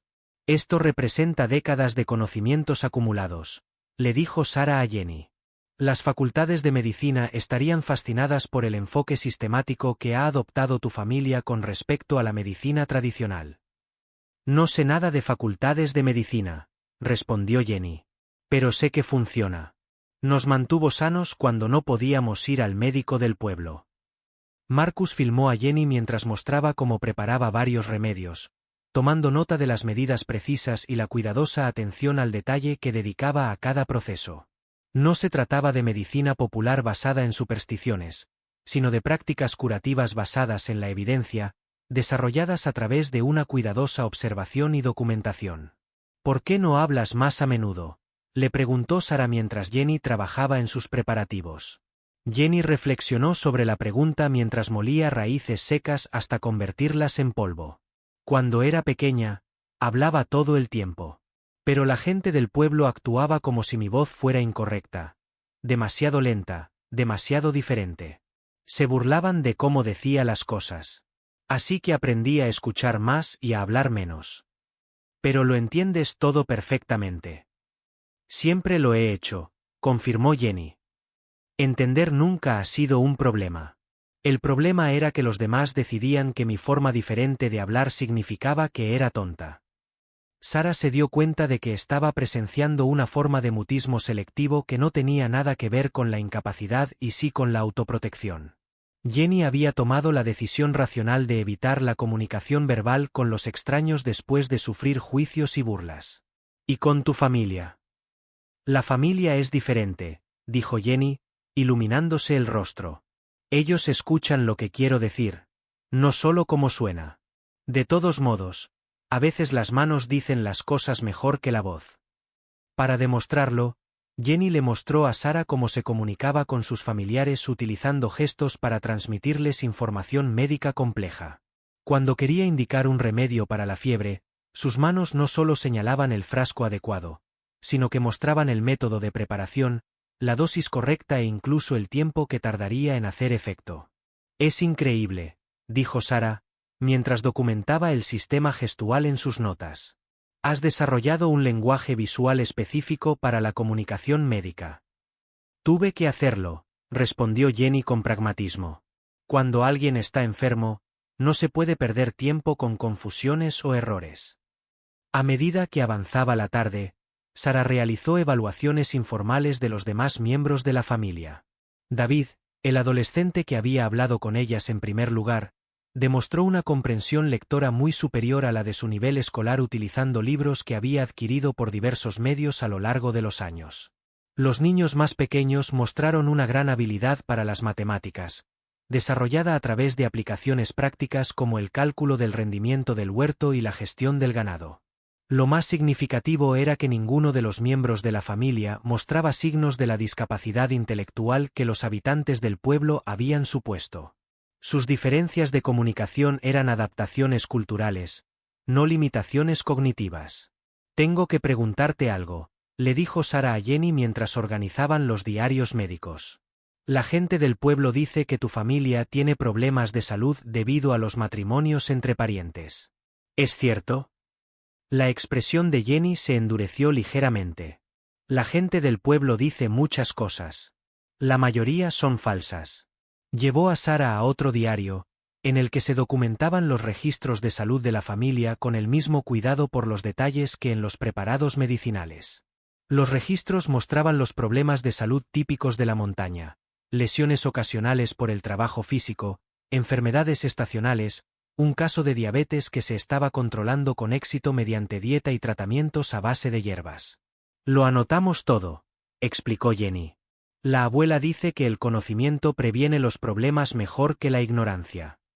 Los registros médicos también incluían un árbol genealógico que mostraba claramente los matrimonios con personas ajenas a la familia inmediata. Aunque el aislamiento había limitado su círculo social, no había pruebas de la endogamia extensa que sugerían los rumores. ¿Por qué crees que la gente cree esas historias?, preguntó Sara. Jenny se quedó callada un momento, preparando con eficiencia una cataplasma para la muñeca torcida de un familiar. La gente necesita explicaciones sencillas para las cosas que no entiende, dijo finalmente. Es más fácil pensar que estamos rotos que pensar que simplemente somos diferentes. Al caer la tarde, Sara recopiló sus observaciones en unas notas preliminares. La familia Whitmore no padecía trastornos de comunicación, discapacidad intelectual ni problemas genéticos. Eran un grupo muy funcional que había desarrollado sofisticadas estrategias de adaptación para sobrevivir en un entorno social y económico hostil. La tragedia no eran sus supuestas limitaciones, sino la discriminación sistemática que les había obligado a ocultar sus considerables fortalezas a un mundo que se negaba a reconocer formas alternativas de vivir y comunicarse. En su tercer día con la familia, Sara tomó una decisión que cambiaría radicalmente su enfoque de la logopedia. En lugar de intentar modificar los métodos de comunicación de la familia Whitmore, comenzó a adaptar sus herramientas profesionales para trabajar dentro de sus sistemas existentes. Extendió su kit de logopedia sobre la mesa de la cocina, tarjetas con imágenes, indicaciones gestuales, formularios de evaluación, pero en lugar de utilizarlos de la forma tradicional, pidió a cada miembro de la familia que le mostrara cómo se podían mejorar o modificar esas herramientas para adaptarlas a sus necesidades particulares. Esta tarjeta significa feliz, dijo Sara, mostrando una imagen estándar de su material de evaluación. Pero, ¿cómo expresaría tu familia ese sentimiento? Jenny inmediatamente le mostró 3 signos diferentes, uno para expresar satisfacción, otro para expresar emoción y otro para expresar la profunda satisfacción que se siente al completar un trabajo importante. Sus gestos eran mucho más matizados que la simple cara feliz de la tarjeta. Tu sistema es más sofisticado que el mío, admitió Sara. Estas tarjetas asumen que un solo gesto sirve para todas las situaciones. Rebecca se inclinó hacia adelante con interés. ¿Podrías hacer tarjetas que muestren las diferencias? Por ejemplo, diferentes tipos de felicidad, diferentes tipos de preocupación. Sara se dio cuenta de que estaba presenciando algo revolucionario en su campo. En lugar de imponer herramientas de comunicación estandarizadas a una familia, podía aprender de sus innovaciones y crear enfoques híbridos que respetaran tanto los métodos terapéuticos tradicionales como las adaptaciones culturales de la familia. Marcus filmó la sesión colaborativa, capturando momentos en los que la experiencia profesional se fusionaba con la experiencia vivida para crear algo completamente nuevo. El entusiasmo de Sara era contagioso al descubrir conceptos que nunca había visto en su formación. La terapia tradicional asume que todo el mundo quiere comunicarse de la misma manera, explicó Sara a la cámara. Pero, ¿y si el objetivo no es la conformidad? ¿Y si es la eficacia? Thomas, el niño de 10 años, demostró ser especialmente perspicaz sobre las aplicaciones prácticas de los diferentes métodos de comunicación. Las voces funcionan bien para hablar de cerca, dijo, demostrando varios niveles de susurro. Las señas con las manos sirven para hablar en voz baja cuando no quieres molestar a la gente que está durmiendo. Las llamadas lejanas sirven para hablar en la montaña cuando alguien está muy arriba en la cresta.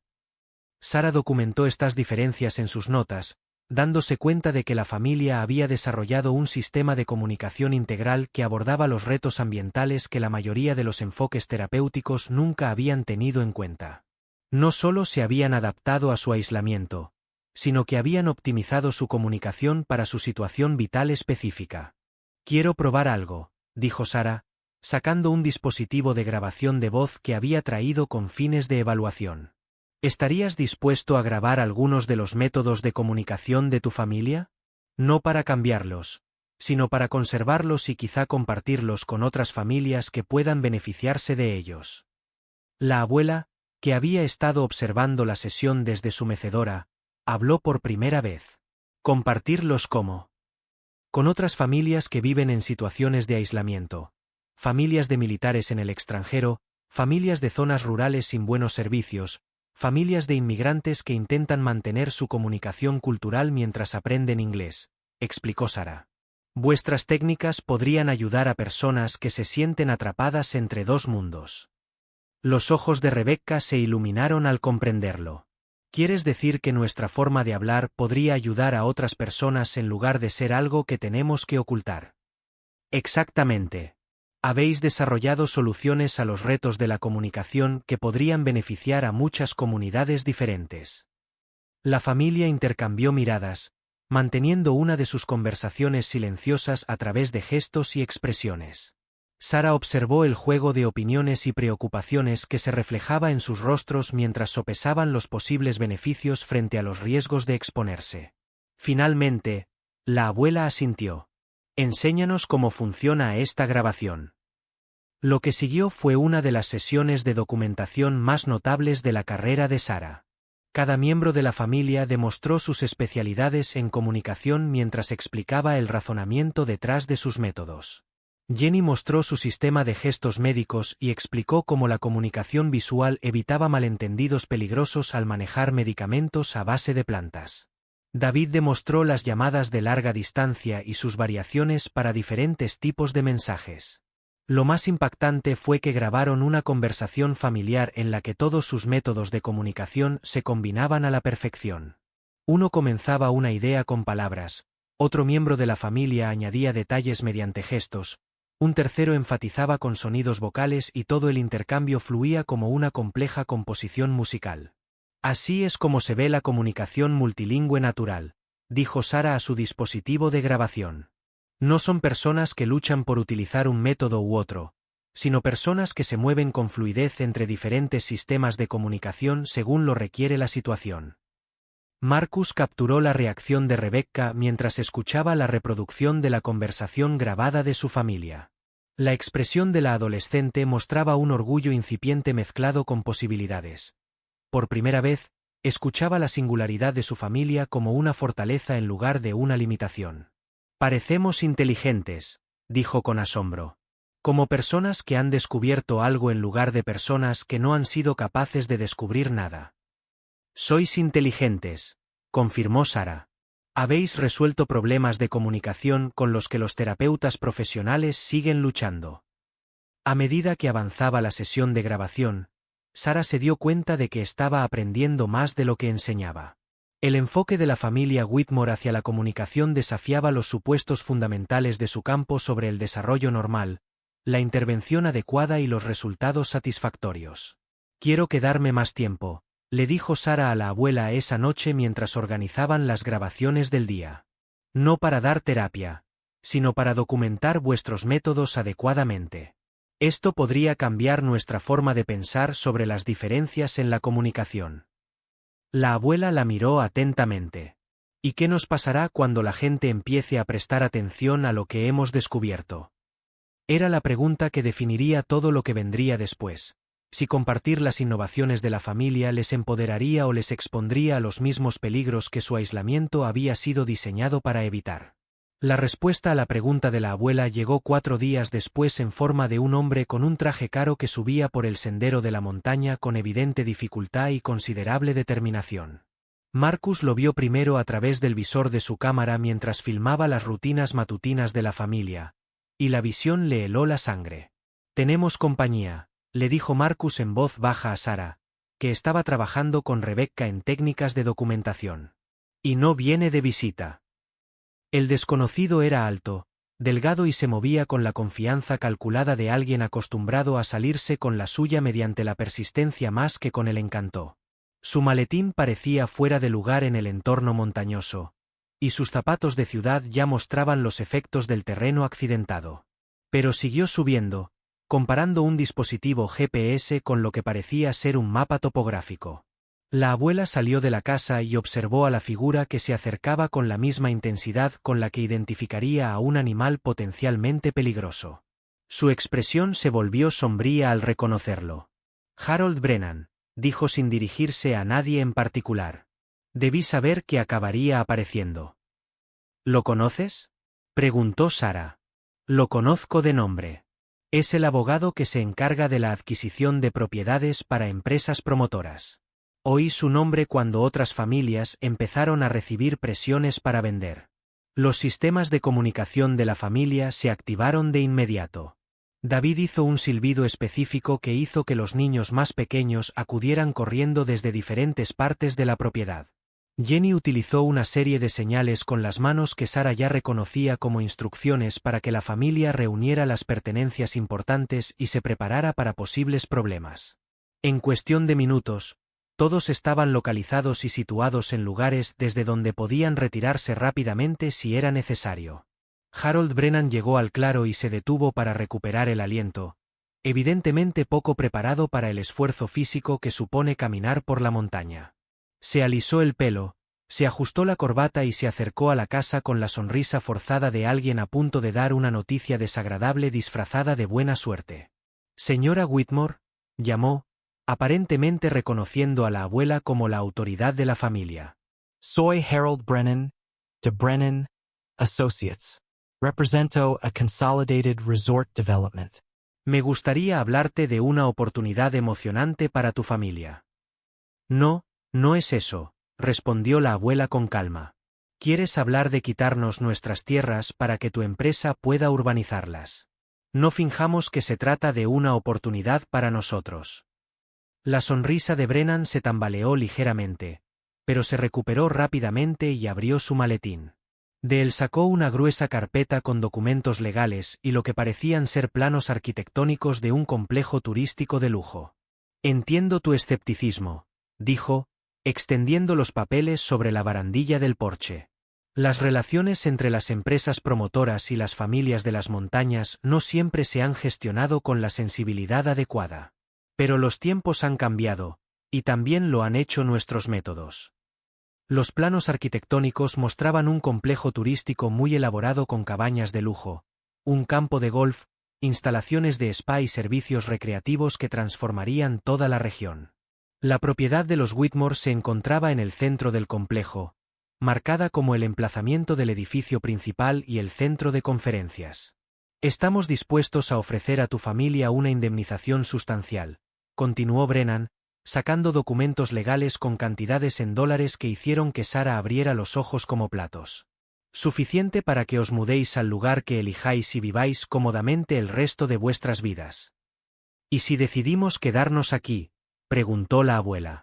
La expresión de Brennan se endureció de forma casi imperceptible. Bueno, eso sería una lástima. Verán, el condado ya ha aprobado este proyecto como esencial para el crecimiento económico.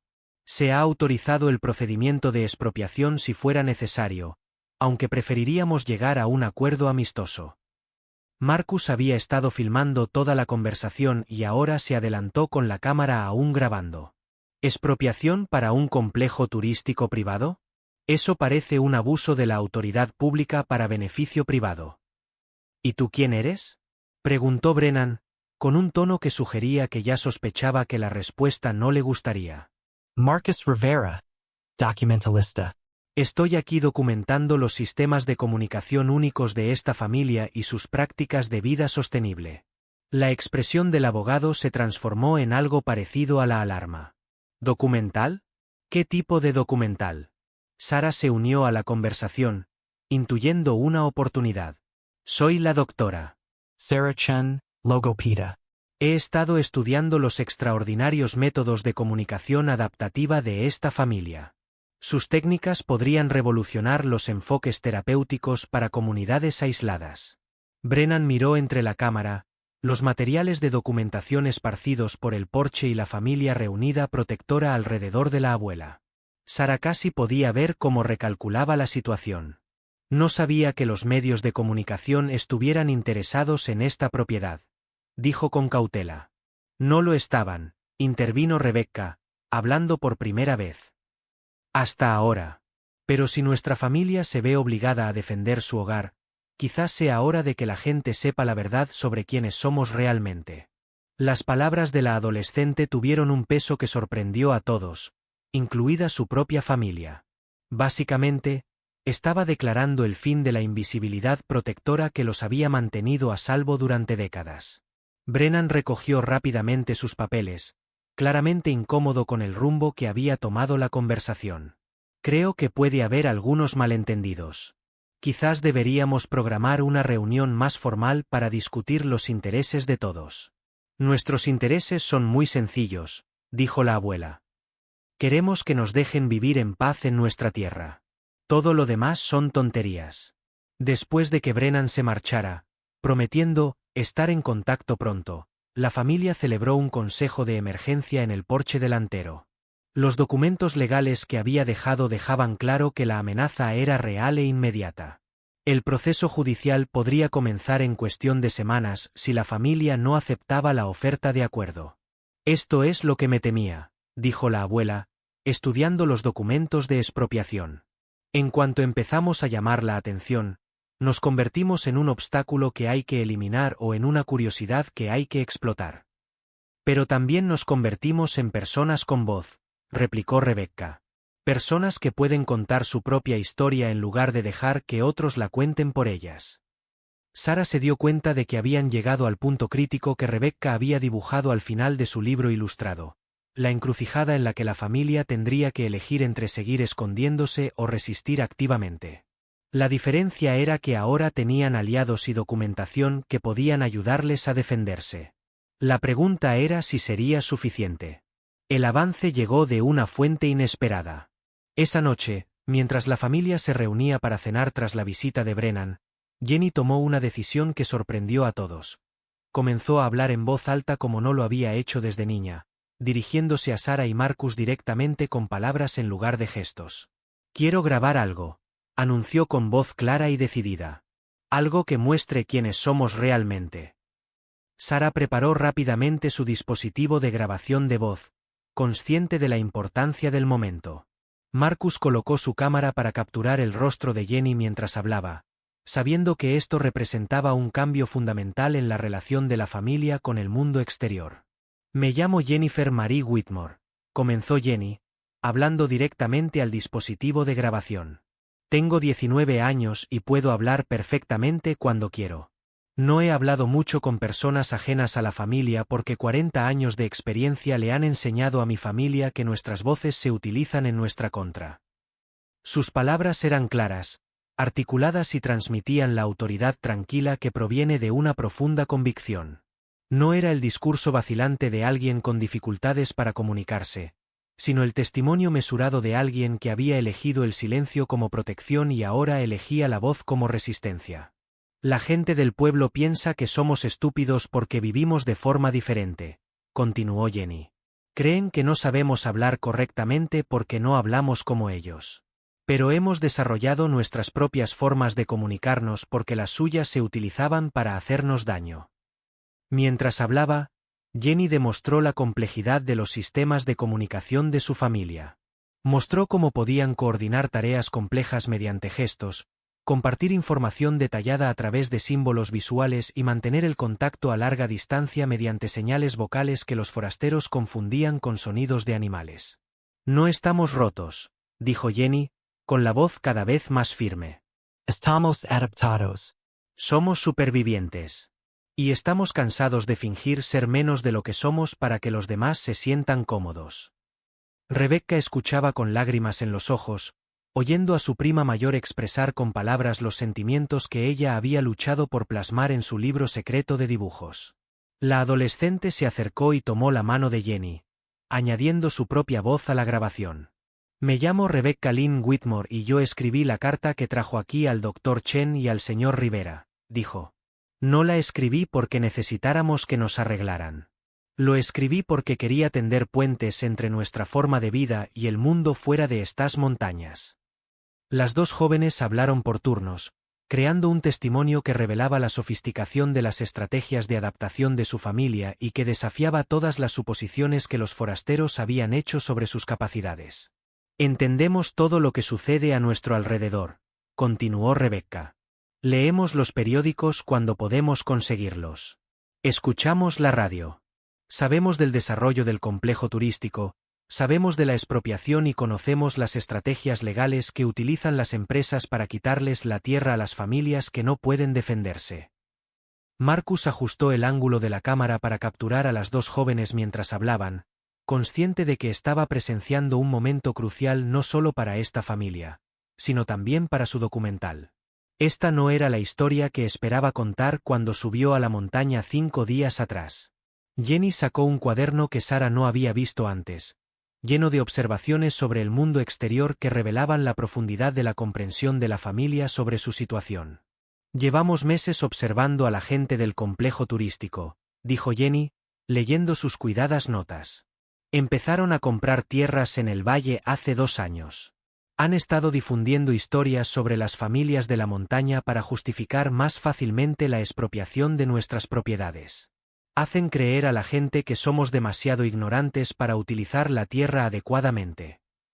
El cuaderno contenía observaciones detalladas sobre las tácticas de la empresa, a qué familia se había acercado primero, qué ofertas se habían hecho, cómo se había presionado a los propietarios que se resistían. Los Whitmore habían estado llevando a cabo su propia operación de inteligencia, mientras que la empresa promotora daba por sentado que estaban demasiado aislados para comprender lo que estaba sucediendo. Esto es increíble, dijo Sara, estudiando las notas de Jenny. Habéis documentado una campaña sistemática de prejuicios culturales y manipulación económica. Teníamos que hacerlo, respondió Jenny. La abuela siempre decía que el conocimiento es la mejor protección. Puede que vivamos de forma diferente, pero no vamos a ser víctimas. La sesión de grabación continuó durante más de 1 hora, mientras los miembros de la familia se turnaban para compartir sus puntos de vista. Cada voz revelaba diferentes aspectos de su experiencia, la elección deliberada de desarrollar métodos de comunicación alternativos, las razones prácticas para mantener el aislamiento, los sofisticados sistemas que habían creado para la educación, la sanidad y la supervivencia. Lo más impactante fue que abordaron directamente los estereotipos. David explicó que su selectividad al hablar no era una incapacidad, sino una estrategia. Thomas demostró los conceptos matemáticos que había aprendido mediante su aplicación práctica. Incluso los miembros más jóvenes de la familia contribuyeron, mostrando capacidades cognitivas que contradecían todas las suposiciones sobre su desarrollo. Estamos haciendo esta grabación, concluyó Jenny, porque mañana vamos a empezar a contar nuestra propia historia en lugar de dejar que otros la cuenten por nosotros. Y si eso nos convierte en objetivos, al menos la gente sabrá quiénes somos realmente cuando vengan a por nosotros. Al terminar la velada, Sara se dio cuenta de que había capturado algo sin precedentes, una familia que salía de su invisibilidad protectora para reclamar su propia narrativa. Las grabaciones servirían como prueba contundente de su competencia y sofisticación, pero también representaban un punto de no retorno. Los Whitmore ya no eran la misteriosa familia de las montañas, sin voz de la leyenda local. Eran personas elocuentes e inteligentes, dispuestas a luchar por su derecho a existir en sus propios términos. La pregunta ahora era si el mundo exterior estaba preparado para escuchar lo que tenían que decir. El alcance total de la conspiración quedó claro cuando Sara y Marcus regresaron a la biblioteca de Millfield para investigar las actividades de Consolidated Resort Development en la región. El bibliotecario que les había ayudado inicialmente ya no estaba, y en su lugar había un joven nervioso que afirmaba que la mayoría de los documentos históricos que necesitaban no estaban disponibles temporalmente por reorganización. Sin embargo, Rebecca había previsto este problema. Durante sus visitas secretas mensuales a la ciudad en los últimos 2 años, había fotocopiado discretamente artículos de periódicos, avisos legales y registros públicos relacionados con las transferencias de propiedades en la zona. Había escondido estas copias en una caja de metal enterrada cerca de la fuente de agua de la familia, envueltas en plástico para protegerlas de la humedad. Pensé que alguien podría intentar hacer desaparecer las pruebas si sabía que alguien las estaba buscando, explicó Rebecca mientras llevaba a Sara y Marcus al escondite. La abuela nos enseñó que los poderosos reescriben la historia cuando la verdad no les conviene. El alijo enterrado reveló una campaña sistemática que iba mucho más allá de la simple adquisición de propiedades. Rebecca había documentado cómo Consolidated Resort Development había estado operando bajo múltiples nombres subsidiarios, ocultando el alcance de su apropiación de tierras. Más inquietante aún, había recopilado pruebas de esfuerzos coordinados para difundir historias despectivas sobre las familias de las montañas en toda la región. «Mira esto», dijo Sara, estudiando una serie de cartas enviadas a los periódicos locales. La correspondencia parecía provenir de diferentes ciudadanos preocupados, pero las sutiles similitudes en la redacción y los errores fácticos idénticos sugerían que habían sido escritas por la misma fuente. Cada carta reforzaba los estereotipos sobre las familias de las montañas como genéticamente comprometidas, incapaces de cuidar de sí mismas, y una carga para los recursos del condado. Marcus filmó los documentos mientras Sara los organizaba cronológicamente, revelando una campaña de propaganda calculada para justificar la expropiación de tierras como beneficiosa tanto para las familias como para la comunidad. Las cartas pintaban a los residentes de las montañas como víctimas que necesitaban ser rescatadas, en lugar de personas que merecían respeto.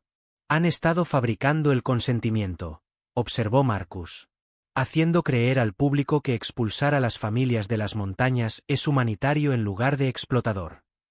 La prueba más condenatoria llegó en forma de mapas de prospección minera que Rebecca había descubierto durante una de sus visitas a la biblioteca. Los estudios geológicos mostraban importantes yacimientos minerales en toda la región montañosa, pero estaban fechados 2 años antes de que Consolidated Resort Development comenzara a comprar propiedades. No solo están construyendo un complejo turístico, se dio cuenta Sara al estudiar los datos del estudio. Van tras los derechos mineros. El complejo turístico es probablemente una tapadera. Rebecca asintió con gravedad. Lo mismo que le pasó a la generación del abuelo Thomas. Otro nombre, las mismas tácticas, el mismo objetivo. Quieren lo que hay bajo nuestra tierra y destruirán lo que hay encima para conseguirlo. Los mapas de la encuesta mostraban sitios de perforación de prueba esparcidos por toda la región, incluyendo varios lugares en la propiedad de Whitmore que la familia había descubierto y que suponían que eran restos de exploraciones mineras de décadas atrás. En cambio, los documentos revelaban actividad reciente. Encuestas de intrusión realizadas mientras se presentaba a la familia como demasiado incompetente para darse cuenta u oponerse. Esto explica por qué estaban tan ansiosos por presentar a tu familia como incapaz de gestionar sus propios asuntos, dijo Sarah.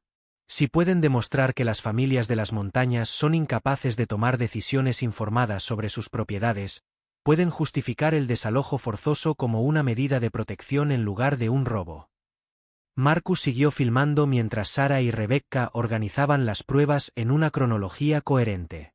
El patrón era claro: identificar a las familias con tierras valiosas, difundir historias sobre su incompetencia, ejercer presión legal y social para que vendieran voluntariamente, y finalmente, utilizar reclamaciones de expropiación respaldadas por la opinión pública de que las familias necesitaban ser rescatadas de sus circunstancias. ¿A cuántas familias más les han hecho esto?, preguntó Marcus. Rebecca consultó sus registros, cuidadosamente conservados. A 12 familias en los últimos 3 años. Algunas vendieron porque se asustaron. Otras vendieron porque creyeron las historias que la gente contaba sobre ellas. 3 familias simplemente desaparecieron, se mudaron sin decirle a nadie a dónde iban. La documentación revelaba que los Whitmore eran de los últimos que quedaban en una región que en su día había albergado docenas de granjas de montaña. El aislamiento que los había protegido era también lo que los convertía en objetivos valiosos. Sus propiedades contenían algunos de los yacimientos minerales más ricos de los datos del estudio.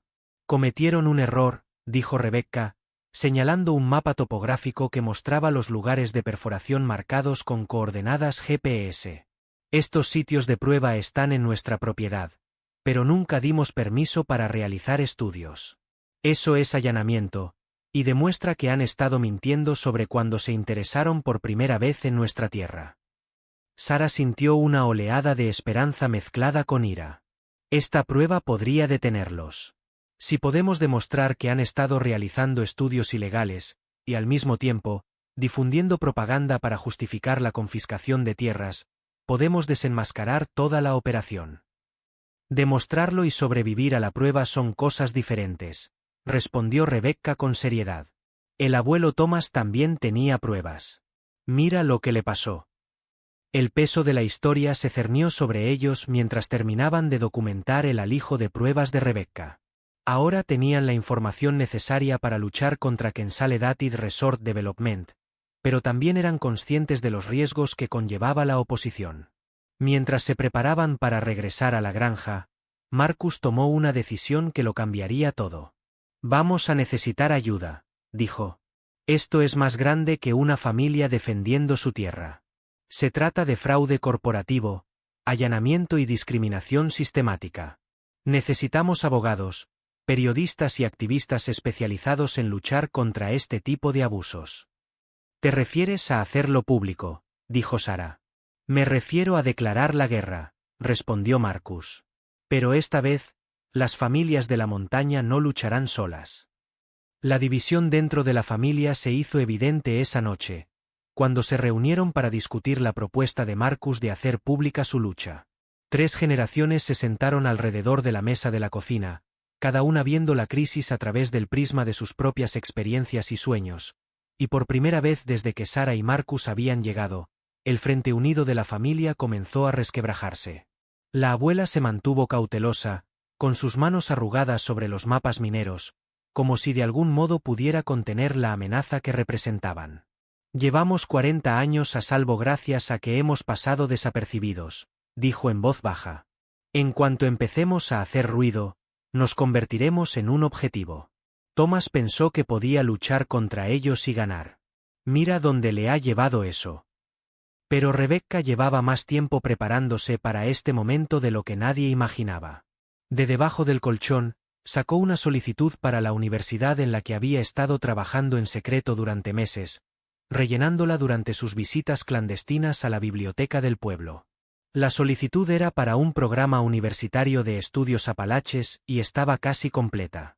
Quiero ir a la universidad, abuela, dijo Rebecca con voz temblorosa pero decidida. Quiero aprender sobre defensa legal, sobre cómo proteger las comunidades de montaña, sobre cómo asegurarme de que lo que le pasó al abuelo Thomas nunca le pase a otra familia. La solicitud revelaba la profundidad de los planes de Rebecca y la sofisticación de su pensamiento. En su ensayo, hablaba de la necesidad de que las familias de las montañas tuvieran defensores educados que entendieran su cultura desde dentro, que pudieran hablar en nombre de sus comunidades sin explotarlas ni tergiversarlas.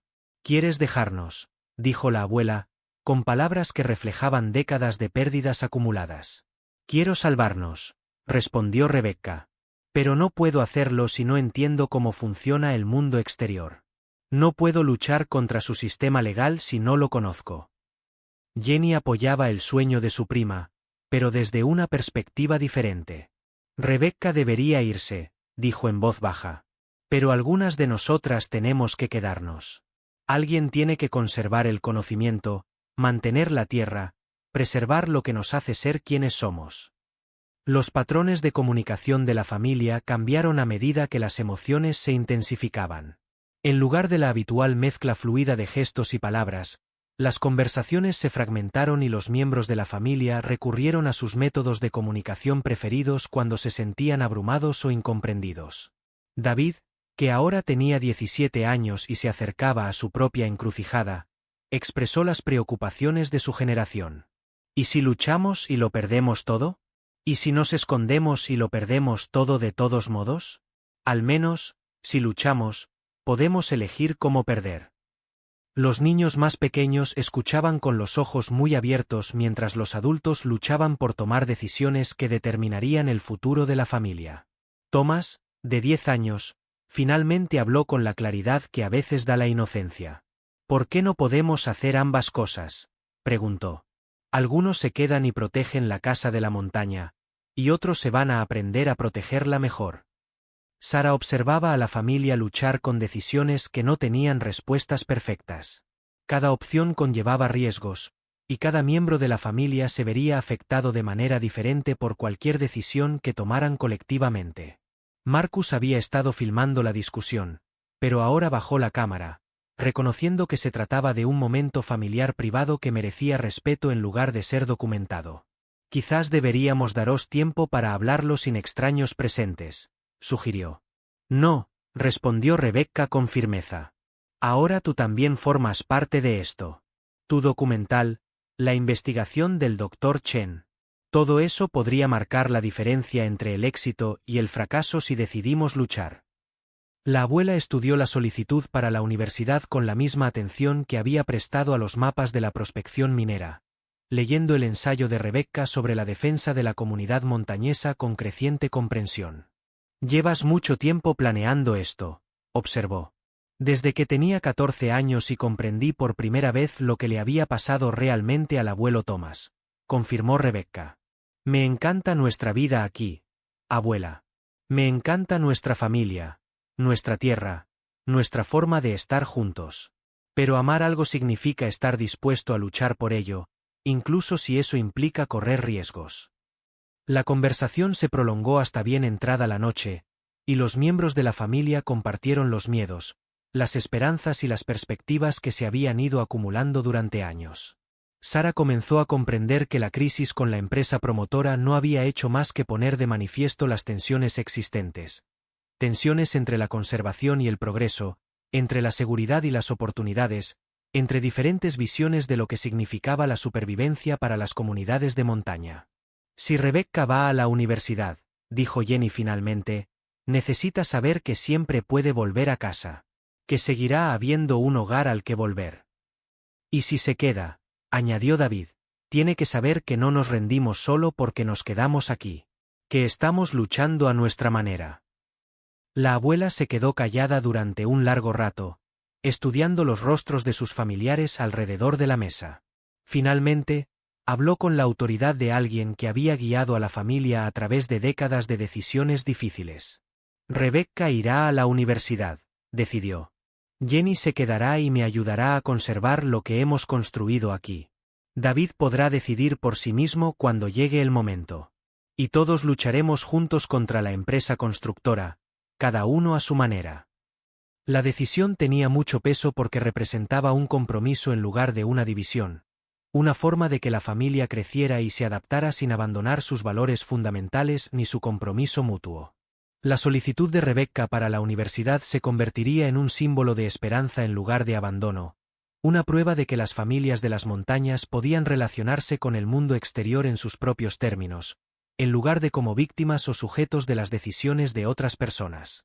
La decisión de la familia de luchar requería una estrategia cuidadosa y aliados externos, pero primero tenían que tomar una decisión crucial: cuánto de su historia revelar y a quién. La respuesta llegó de una fuente inesperada cuando Marcus descubrió que su anterior trabajo documental había llamado la atención de alguien que podía ayudar. La Dra. Elena Vázquez, antropóloga jurídica de la Universidad de Virginia Occidental especializada en derechos indígenas y preservación cultural, había visto la película anterior de Marcus sobre los derechos del agua de los nativos americanos y se puso en contacto con él tras conocer su proyecto actual a través de redes académicas. Llegó a la granja de los Whitmore 3 días después de la reunión familiar, tras recorrer el sendero de montaña con la confianza de alguien acostumbrado al trabajo de campo en lugares remotos. «Tengo entendido que estáis documentando un sistema de comunicación familiar», dijo la doctora Vázquez mientras se presentaban en el porche delantero. «Pero sospecho que hay más en esta historia que una simple investigación académica». Sara y Marcus intercambiaron miradas antes de que Sara respondiera con cautela. «Sin duda, es más complejo de lo que esperábamos inicialmente». La Dra. Vázquez sonrió con complicidad. «Siempre lo hay. Las comunidades indígenas llevan siglos lidiando con la asimilación forzosa, el robo de tierras y la destrucción cultural. Las tácticas utilizadas contra las familias de las montañas siguen los mismos patrones». La familia celebró otro consejo para decidir hasta qué punto podían confiar en esta nueva aliada. La Dra. Vázquez esperó pacientemente mientras mantenían su silenciosa conversación a través de gestos y expresiones, reconociendo claramente la importancia del consenso familiar en la toma de decisiones. Finalmente, la abuela asintió a Rebecca, dando permiso a la adolescente para que compartiera su situación.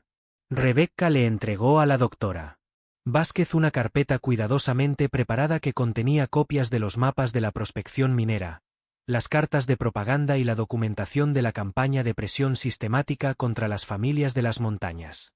La Dra. Vázquez estudió los materiales con creciente ira y reconocimiento profesional.